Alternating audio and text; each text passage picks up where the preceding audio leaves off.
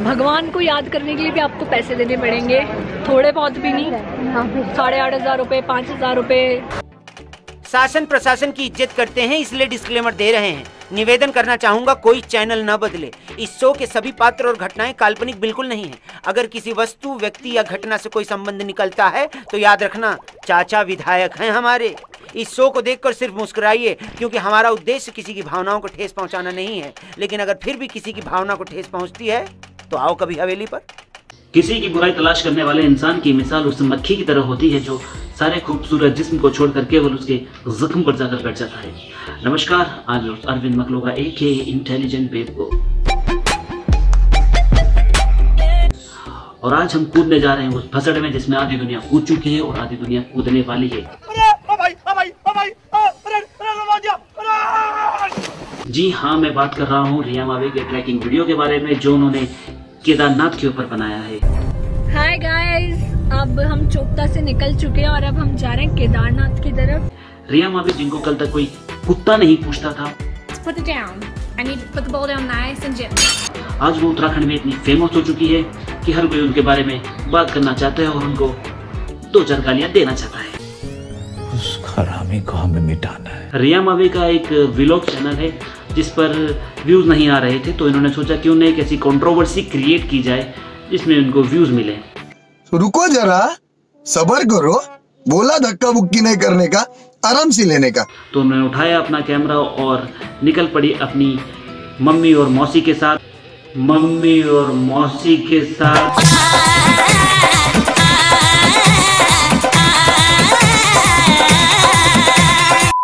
Mummy और मौसी, हाँ, उनकी मम्मी और मौसी की ही उम्र की 2 आंटीज उनके साथ थी।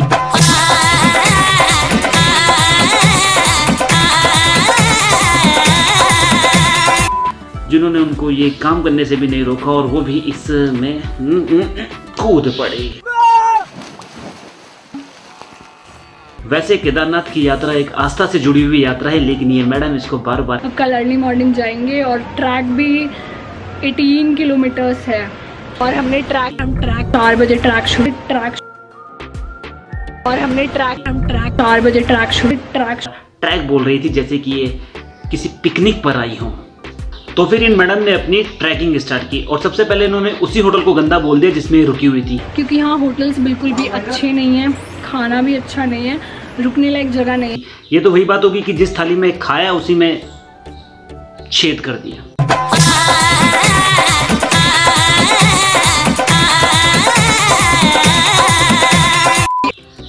एक बात कहना चाहूंगा मैडम आपको कि आप केवल उसमें अकेली नहीं रुकी थी, आपके जैसे उसमें हजारों लोग और भी रुके हुए थे। मैडम, आप कोई वीआईपी नहीं हो जो आपको वीआईपी ट्रीटमेंट दिया जाएगा, आप भी एक यूट्यूब एक्ट्रेस हो, कोई बड़ी बात नहीं है इसमें।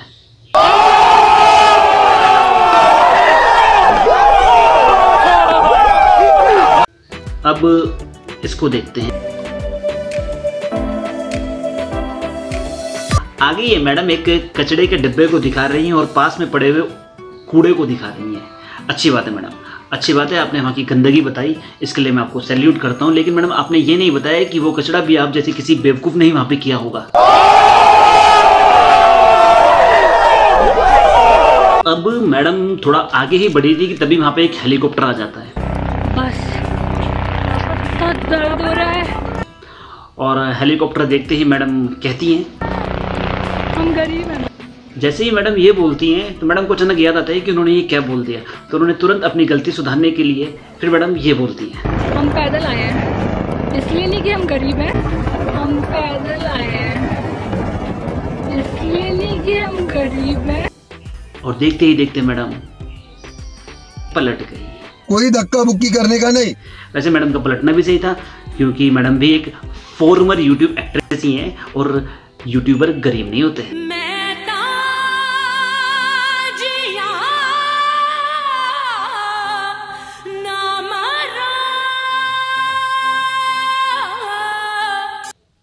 और उसके बाद जब ये मैडम और उनकी मौसी और मम्मी जब दर्शन कर वापस लौटी तो इन्होंने अपने मुंह से गू निकाला। How was your experience?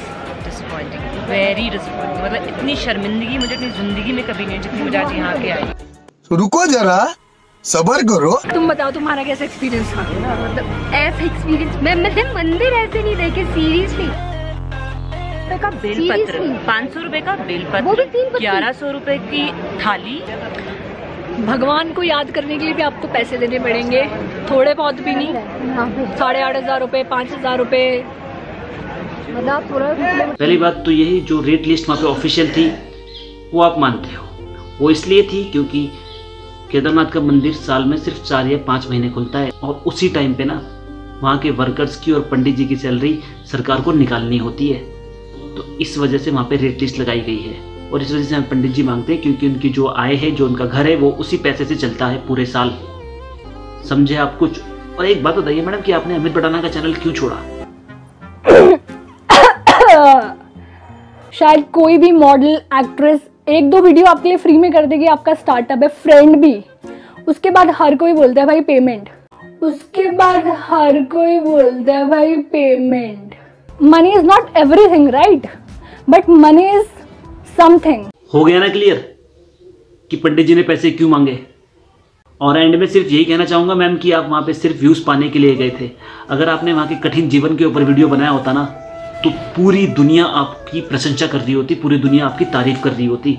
लेकिन आपने वहाँ की बुराइयों को दिखा दिया, वहाँ की निंदा की। आपने उस पावन धाम की निंदा की है जो 4 पावन धामों में से एक धाम है।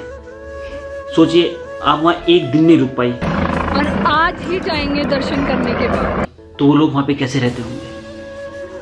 अरे निंदा करनी थी, बुराई करनी थी, पोल खोलनी थी तो किसी राजनेता की खोली होती जहाँ से आपको हजारों लाखों व्यूज़ आते। लेकिन आपने हमारे उत्तराखंड की बुराई की है मैम, इसलिए आपको छोड़ा नहीं जाएगा। बस अब एंड में यही कहना चाहूँगा कि भगवान भोलेनाथ आपको सद्बुद्धि दें और आपसे ये रिक्वेस्ट करूँगा कि आप दोबारा यहाँ पर मत आइए। और दोस्तों आप सबके लिए ये वीडियो है कि इस वीडियो को शेयर करें, बहुत दबा के शेयर करें, लाइक करें, इसको शेयर करें, कमेंट करें और इस वीडियो को फैला दें।